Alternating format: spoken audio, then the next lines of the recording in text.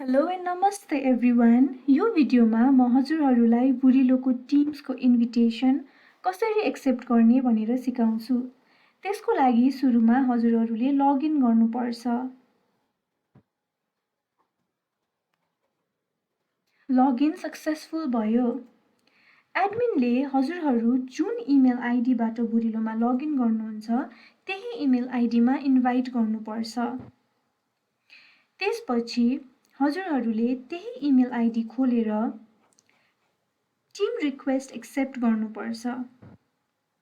अनि इन्भिटेसनको लिङ्कमा क्लिक गरेपछि हजुरहरू एपमा रिडाइरेक्ट हुनुहुन्छ जहाँ जोइन टिमको बटन छ।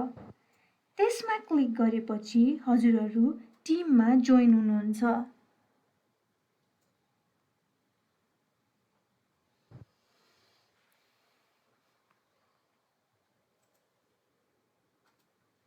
धन्यवाद।